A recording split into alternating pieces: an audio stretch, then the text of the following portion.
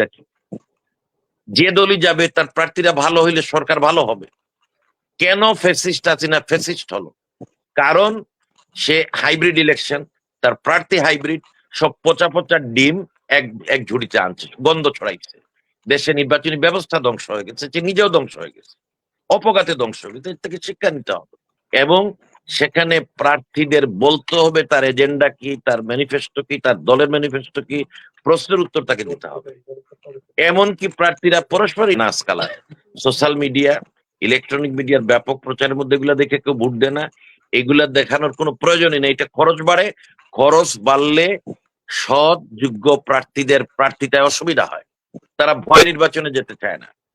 এবং নির্বাচনী projection meeting, পরিচয় পর্ব, এইটাতে গুরুত্ব দিতে হবে। নির্বাচন কমিশন প্রত্যেকটা এলাকায় যে উপপরিচালকরা আছে, নির্বাচনী কর্মকর্তারা আছে, তারা সঞ্চালক হিসাবে, স্কুলের প্রিন্সিপাল, যেখানে খুব ভালো খতিব আসা খতিব সাহেব, ভালো সাংবাদিক, অন্যান্য শিক্ষক, প্রফেসর, ইঞ্জিনিয়ার, ডাক্তার, গ্রহণযোগ্য নিরপেক্ষ, তাদেরকে সঞ্চালক। যেরকম মনে করা হচ্ছে যে কিছু কিছু দল খুব দ্রুত নির্বাচন দাবি করছে এবং অনেকেই আবার সরকারের তরফ থেকে উদ্যোগের অভাব, এখন কিন্তু তার মনে হচ্ছে না দৃশ্যমান। প্রফেসর ইউনূস দেখলাম কালকে সম্ভবত একটা মিটিং এ বলেছেন ৬০,০০০ সেনা মোতায়েন করা হবে এবং পুলিশ কি পরিমাণ মোতায়েন করা হবে সেটাও কিন্তু ঠিকঠাক করা হয়ে গেছে। পুলিশকে ব্রিফিং করা হচ্ছে, নির্বাচনী ডিউটির জন্য একটা প্রশিক্ষণ কোর্স নেওয়া হয়েছে তাদের জন্য। আমাদের নির্বাচন কমিশন পরিষ্কার করে বলে দিয়েছে যে তারা সম্ভাব্য ফেব্রুয়ারিকে সামনে রেখে প্রস্তুতি নিচ্ছে এবং নির্বাচনী আচরণবিধি অনেকটা অনেকটা তৈরি হয়ে গেছে বলে মনে হয়। সুতরাং নির্বাচন হতে যাচ্ছে। আমাদের বিভিন্ন দল, ফ্যাসিস্ট পার্টি বাদ দিলে, নিষিদ্ধকৃত ফ্যাসিস্ট পার্টি বাদ দিলে, যে দলগুলা ময়দানে ছিল তাদের পরস্পর বিরোধী কথাবার্তায় মনে হচ্ছিল যে কেউ কেউ নির্বাচন করতে দিবে না, কিন্তু কেউ কেউ নির্বাচন করেই ছাড়বে, এমনকি ডিসেম্বরের মধ্যে। এইটা একটা রশি টানাটানি, একটা রশি টানাটানি আমরা দেখতে পাচ্ছিলাম। কিন্তু এখন মনে হয় সব পক্ষ বুঝতে পারছেন যে আসলে দেশে একটা নির্বাচন অনুষ্ঠান না হলে তারা সবাই ক্ষতিগ্রস্ত হবে। এবং সেই ক্ষেত্রে প্রশ্ন হচ্ছে নির্বাচনটা কেমন হবে? নির্বাচনটা কি 14, 18, 23-এর মতো হবে, নাকি আমরা কমপক্ষে 1991, 96, 2001, আমি 2009 বাদই দিলাম, 2009 নির্বাচন, মঈনুদ্দিন ফখরুদ্দিনের নির্বাচনকে স্ট্যান্ডার্ড ইলেকশন বলা যায় না। এবং এরা একটা এরা একটা একটা এদেরকে কেউ কিন্তু বসায় নাই। ইউনূস সাহেবদেরকে কিন্তু দখলকারী বলা যায় না, ইউনূস সাহেবদেরকে বসাই দেওয়া হয়েছে, দায়িত্ব দেওয়া হয়েছে। আর মঈনুদ্দিন ফখরুদ্দিন কিন্তু ঘাড়ে চেপে বসেছিল। হাসিনা যদি জগদ্দল পাথর হয় তাহলে ওরা কিন্তু ওই যে সিন্দাবাদের ভূত কাঁধে বসে গেছিল। আমি মনে করি যে হ্যাঁ, 91, 96, 2001 এগুলাকে আমরা স্ট্যান্ডার্ড হিসাবে নিতে পারি। এবং সেখানে সুষ্ঠু নির্বাচন সম্ভব হয়েছিল সরকার, নির্বাচন কমিশন, তাদের নিরপেক্ষতার জন্য। তাদের নিরপেক্ষতাকে পুলিশ এবং প্রশাসন, তারাও মোটামুটি ভাবে নিরপেক্ষতা বজায় রাখার চেষ্টা করছেন। এবং তারা মাঠ পর্যায়ে, লতিফুর রহমান সাহেব তো আগের রাতে দায়িত্ব নিয়ে বসার আগেই সেটা ঠিক করে ফেলেছিলেন যে কাকে রাখবেন কাকে রাখবেন না। ফেনীর ঘটনা আমরা সবাই জানি। এবং এই বিয়ের প্রথম রাতে বিড়াল মারার কারণে 2001-এর নির্বাচনে আর কোনো সমস্যা হয় নাই। কেউ কেউ গাত্র দেওয়া হতে পারে ফলাফলে, কিন্তু আসল কথা হচ্ছে সেটি একটা নিরপেক্ষ নির্বাচন ছিল। এখন কিন্তু আরো অনেক সময় চলে গেছে। এই ফ্যাসিস্ট হাসিনা পুরা রাজনীতিটাকে সন্ত্রাসীদের হাতে তুলে দিয়েছে। আপনার দরবেশ যারা বাংলাদেশের ব্যবসাকে ছিঁড়ে করে খেয়ে ফেলেছে তাদেরকে, এবং দরবেশের সাথে আপনি দেখেন অনেকগুলা বিজনেসম্যান, কত কনফ্লিক্ট অফ ইন্টারেস্ট।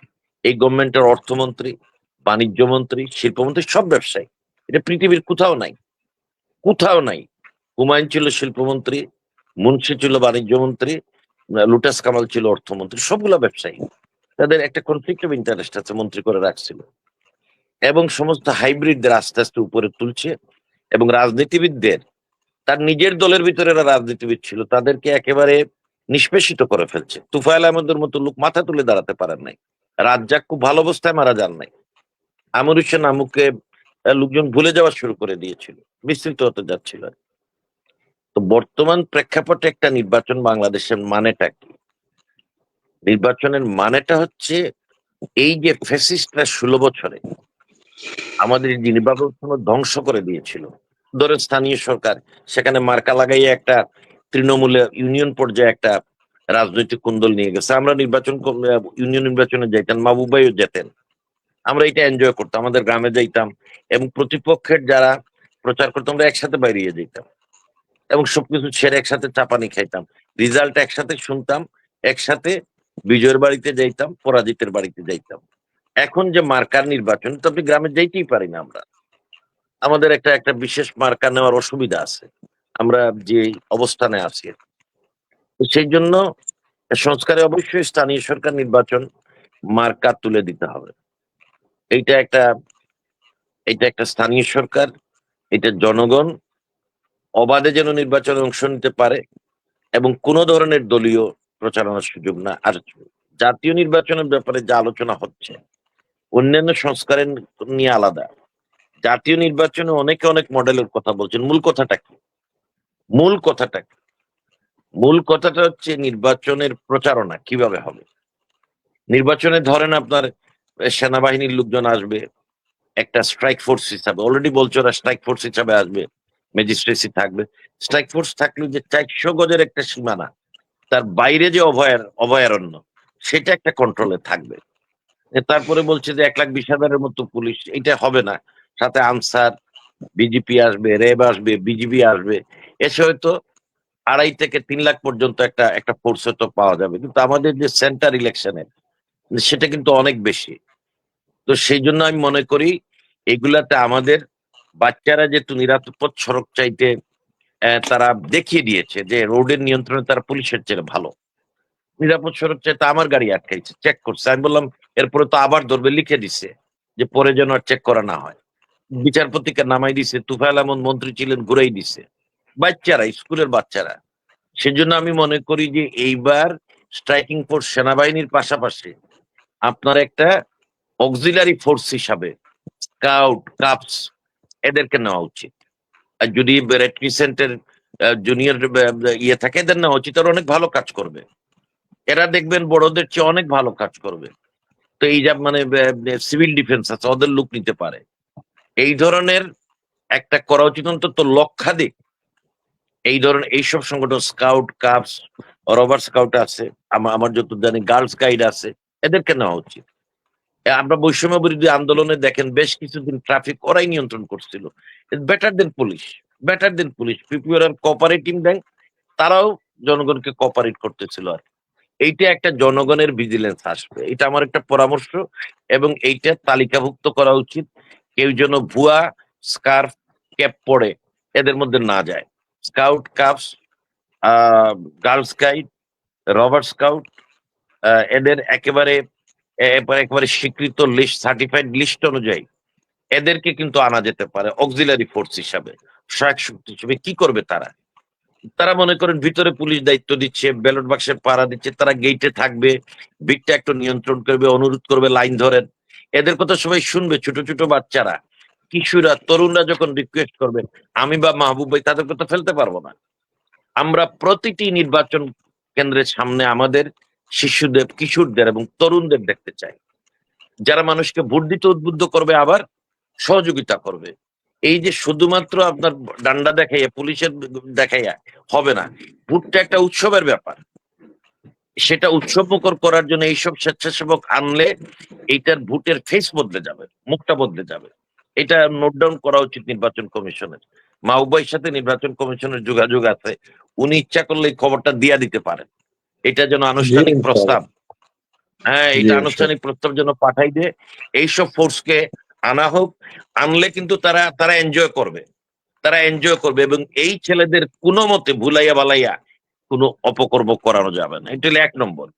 2 নম্বর, নির্বাচনী প্রচারণা। এটা অলরেডি আমি দেখছি, সিসি সাহেব বলছেন যে নির্বাচনী প্রচারণা নির্বাচন কমিশনের অধীনে হবে।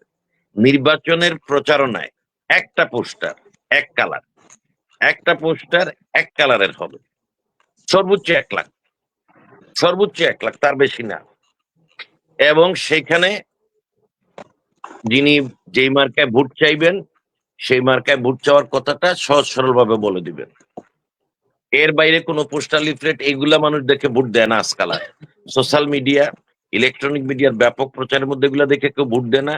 এগুলা দেখানোর কোনো প্রয়োজনই নেই। এটা খরচ বাড়ে, খরচ বাড়লে সৎ যোগ্য প্রার্থীদের প্রার্থীতায় অসুবিধা হয়, তারা ভয় নির্বাচনে যেতে চায় না। এবং নির্বাচনী প্রজেকশন মিটিং, পরিচয় পর্ব, এইটাতে গুরুত্ব দিতে হবে। নির্বাচন কমিশন প্রত্যেকটা এলাকায় যে উপপরিচালকরা আছে, নির্বাচনী কর্মকর্তারা আছে, তারা সঞ্চালক হিসাবে স্কুলের প্রিন্সিপাল, যেখানে খুব ভালো খতিব আসা খতিব সাহেব, ভালো সাংবাদিক, অন্যান্য শিক্ষক, প্রফেসর, ইঞ্জিনিয়ার, ডাক্তার, গ্রহণযোগ্য নিরপেক্ষ, তাদেরকে সঞ্চালক বানিয়ে প্রার্থীদের এক টেবিলে বসাই দিবে। ওখানে রেফার হিসেবে নির্বাচন কমিশনের লোক থাকবে, প্রার্থীরা তাদের পরিকল্পনার কথা বলবে, স্বপ্নের কথা বলবে, জনগণের প্রশ্নের মুখোমুখি হবে এবং তাদের তাদের যোগ্যতা দিয়ে এবং গ্রহণযোগ্যতা দিয়ে মানুষকে আকৃষ্ট করার চেষ্টা করবে। এর বাইরে পাড়ায় পাড়ায় বক্স বসানো, কেন্দ্র বসানো, এগুলোর কোনো সুযোগই রাখা যাবে না, কোনো সুযোগ রাখা যাবে না। প্রার্থীদেরকে অবশ্যই জনতার মুখোমুখি করতে হবে নির্বাচন কমিশনের তত্ত্বাবধান। এবং সেই এই যে তারা এইটা যেটা করবে বা যেখানে সারা বাংলাদেশ সর্বত্র আপনার যদি এটা করা যায় যে প্রজেকশন মিটিংটা নির্বাচন কমিশনের তত্ত্বাবধানে হবে, নিরপেক্ষ লোকরা সঞ্চালক হবেন এবং সেখানে প্রার্থীদের বলতে হবে তার এজেন্ডা কি, তার ম্যানিফেস্টো কি, তার দলের ম্যানিফেস্টো কি, প্রশ্নের উত্তর তাকে দিতে হবে। এমনকি প্রার্থীরা পরস্পর ইন্টারাকশন করতে পারে, একজন আরেকজনকে প্রশ্ন করতে পারে, যেন জনগণের বাছাই করার একটা সুযোগ তৈরি হয়। দ্বিতীয়ত, আপনার রেডিও টেলিভিশন এগুলাতে নীতিমালা করে দিতে হবে যে কিসের ভিত্তিতে প্রচারণা হবে, কিসের ভিত্তিতে কে কত পার্সেন্ট পাবে। এটা হতে পারে যে এই 14, 18, 23, 2009 নির্বাচন বাদ দিয়া 1991, 1996 এবং 2001 তিনটা গ্রহণযোগ্য নির্বাচনে দলগুলার ভোট তার ভিত্তি করে। আর যদি এনসিপি রেজিস্ট্রি হয় তাইলে বেস্ট জাজমেন্ট প্রয়োগ করে, তাদের ব্যাপারে একটা বেস্ট জাজমেন্ট প্রয়োগ করে তাদের একটা দিতে হবে। সেইভাবে রেডিও টেলিভিশনের নীতিমালা দিয়ে নির্বাচনী প্রচারের সুযোগ দিতে হবে। এতে কি হবে, এখন কি দরকার আমাদের, এতে হবে যে যদি বাগ্মিতার প্রয়োজন হয়, যদি যুক্তি প্রয়োগ যুক্তি খণ্ডনের প্রয়োজন হয়, আপনাকে ভালো প্রার্থী দিতে হবে। আর যদি ভালো প্রার্থী দেওয়া হয়, আপনি যদি জামাত জিতে ক্ষতি নাই, বিএনপি জিতলে আরো ভালো, এনসিপি জিতলেই বা অসুবিধা কি?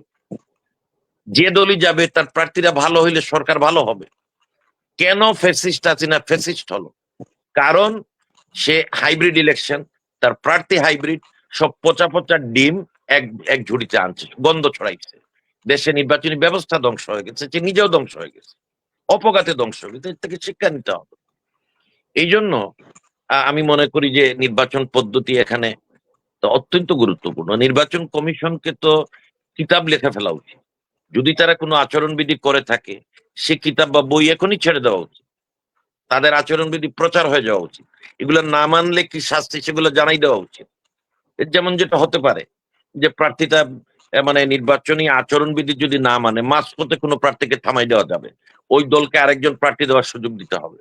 এগুলো না করলে লাভ হবে না। আপনি যদি তার প্রার্থীতাকে ধরতে না পারেন, প্রার্থীতাকে ব্লক করতে না পারেন, সে কিন্তু এই আমি দেখতে পাচ্ছি যে গত বহু বছর ধরে নির্বাচন কমিশন নোটিশ দিয়ে লোকজন মাফ চায়, মাফ কইরা দেয়। মাফ চাওয়ার কিছু নাই তো। আপনি দেশের জনগণের প্রতিনিধিত্ব করবেন, পার্মানেন্টে গিয়ে আইন প্রণয়ন করবেন, হয়তো আপনি মন্ত্রী হবেন, প্রধানমন্ত্রী হবেন, আপনি সাধারণ নির্বাচনী আচরণবিধি যদি না মানেন আপনার ইলেকশন হারাম, আপনার জন্য ইলেকশন করার কোনো প্রয়োজন নেই। এইসবকে কেন্দ্র করে নির্বাচন কমিশন যে আচরণবিধি করছে, আমি মনে করি প্রফেসর ইউনূস পাশাপাশি জাতীয় ঐকমত্য কমিশন তারা যেভাবে কন্টিনিউয়াস ডায়ালগ করতেছে রাজনৈতিক দলের সাথে, নির্বাচন কমিশনেরও ডায়ালগ ওপেন করা উচিত এবং দ্রুত আচরণবিধিটা তৈরি করা উচিত। বাংলাদেশের নির্বাচনটা কেমন হবে?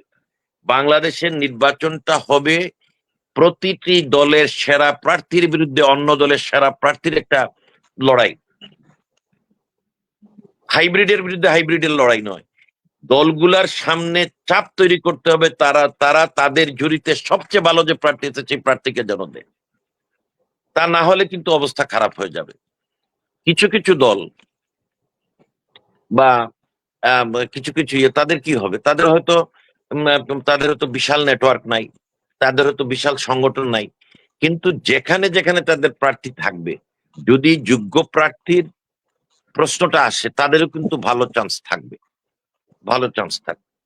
এখন একটা প্রশ্ন আসতেছে বারবার যে পিআর নিয়ে কথা হচ্ছে, এটার আমি ঘুর বিরোধী। আমাদের অনেক বন্ধুরা পিআর পদ্ধতির কথা বলছেন। পিআর বাংলাদেশে নির্বাচনের জন্য পিআর কোনো মতেই প্রযোজ্য নয়। এই উপমহাদেশে গত 100 বছরে এই নির্বাচনের একটাই মডেল ছিল, পৃথক নির্বাচন। সেটা ছিল 1947-এর পরে সংখ্যালঘিষ্ঠ হিন্দু, বৌদ্ধ, খ্রিস্টান এবং উপজাতি, তাদের কিছু লোক যাতে সংসদে যায়, তাদের কিছু লোক যাতে তাদের প্রতিনিধিত্ব করে, সেজন্য অনেকগুলা, মনে করেন এক আসনে একজন প্রার্থী যেখানে হয়, তো 5টা আসন নিয়ে তাদের জন্য একটা হিন্দু মহাসভা ছিল, খ্রিস্টানদের আলাদা একটা সংগঠন ছিল। আপনারা জানেন যে তাদের জন্য একটা সেপারেট পৃথক নির্বাচন পদ্ধতি ছিল। এইটা পরবর্তীতে 56 সনের পরে আর এটা এটা কার্যকর হয়নি। এখন আপনি আনুপাতিক নির্বাচন কি বুঝাচ্ছেন? 300 বা 400 আসনে নির্বাচন হবে, ফলাফল হবে যে আপনার বিএনপি পাইছে, মনে করেন ধরলাম 50% পাইছে, জামাত পাইছে ধরলাম 25%, এনসিপি পাইছে 10%। এই আসনগুলা কার পকেটে গেল? দলের নেতাদের পকেটে গেল। আপনার কি মনে হয় কেউ এটা লইয়া ট্রেডিং করবে না, বাণিজ্য করবে না? এটা তো আপনি একটা একটা একটা জনগণ প্রার্থীও দেখবে, মার্কাও দেখবে। কোথাও কোথাও প্রার্থীর গুরুত্ব বেশি হবে, কোথাও কোথাও প্রার্থীর গুরুত্ব বেশি হবে, এবং কোথাও কোথাও মার্কার গুরুত্ব হবে। যেমন বিএনপির বা অন্যান্য দলের ঘাঁটি বলে কিছু এলাকা আছে, আবার এমন কিছু এলাকা আছে যে তুফাইল সাহেব ভুলায় জিততো। এটা নৌকা মার্কার চেয়ে তুফাইলের নিজের ক্রেডিট ছিল বেশি।